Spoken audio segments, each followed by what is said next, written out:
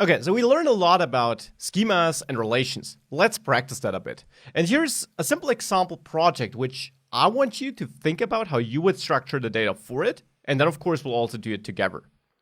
So we have our user in our application, and that can be a server-side rendered website, a single page application, a mobile app, anything like that.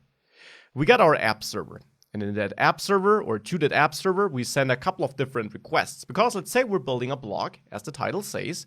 So users are able to create posts, edit posts, delete posts, fetch all posts so that we can display a list of posts on a page, fetch a single post so we can read that post, and also comment posts so we can write comments. And we can also fetch these comments, of course, to display them.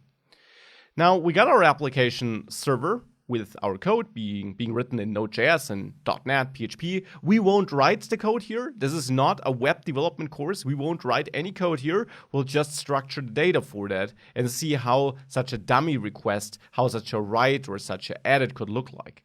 Our code in a real app would, of course, use the Mongo driver. We will use the shell here. And in the end, it'll send the data, the request, to the server. So our goal here now in this exercise is to simply define a schema, identify the core entities we have in this world, and how the schemas for these entities could look like, how they are related, and how we would model these relations. And then we'll just play around with some queries so that we can see how our application, how the MongoDB driver would interact with our database. So let's have a look. I'm drawing on my iPad here, and as I mentioned, definitely go ahead, do this on your own. Definitely lay out the core data entities you have and how they might look like in your application and how they could be related. There is no single correct solution here, but I'll go, well, with my approach now. So which kinds of data do we have? Well, in our single block, we have at least a user. We have our posts, so we have a single post. And we'll also have a comment, because users can comment posts. So these three data entities here should exist. Now, which kind of data does a user consist of, does a post consist of, and does a comment consist of? They will all have that underscore ID, of course, because that is a hard requirement by MongoDB. Then a user might have a name, might have an age, and might have an email, let's say. A post might have a title, might have a text, and whatever else you want, maybe some tags. And obviously, you might come up with totally different fields here.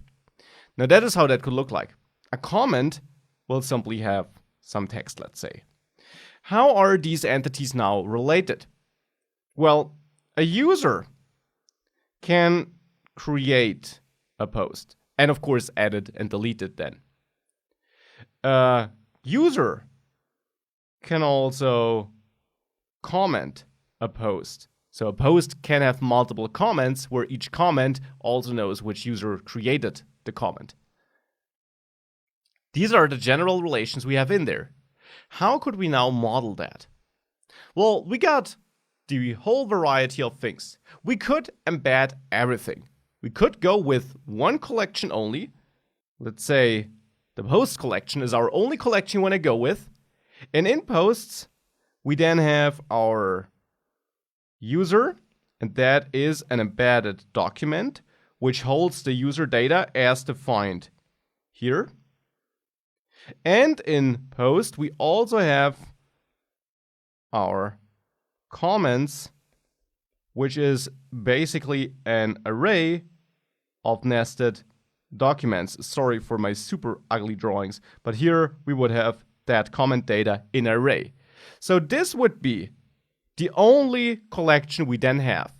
Posts with embedded users in a single post, or the embedded user, and embedded comments. Now, is that a good approach? Well, parts of it are good. I'm fine with embedding my comments here, because the comments are a one-to-many relationship. A post can have many comments, but a comment always belongs to one post. A post also typically doesn't have millions of comments, so we probably don't hit any MongoDB limit, and we often want to fetch a post along with its comments. So nesting the comments here might be fine. You can always go for a different solution, but I'm fine with nesting comments. What about nesting the user? I don't think that is a good idea. Nesting the user doesn't sound too good to me, because if we nest a user here, then we have a problem, because one user can create many posts. So if the user data then changes, let's say if the email changes, we have to edit that user in all the posts. So we got a lot of duplicate data.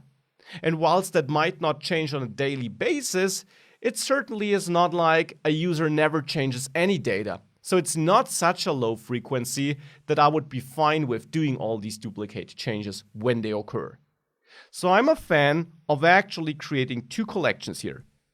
The users collection and the posts collection. We'll not have a comment collection. We'll have comment data in this structure in our array here, but we'll not have a separate collection for comments. Instead, we'll have posts and users, and we'll use these collections with some embedded documents for comments and also for tags, by the way. Tags also in the end is just an array of strings, so we could also say that this is a relation to different tags. So we have two major collections, posts and users.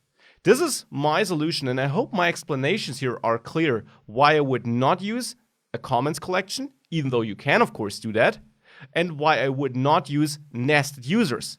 Now, let's go back to the shell and play around a bit with that and see how we could implement that there.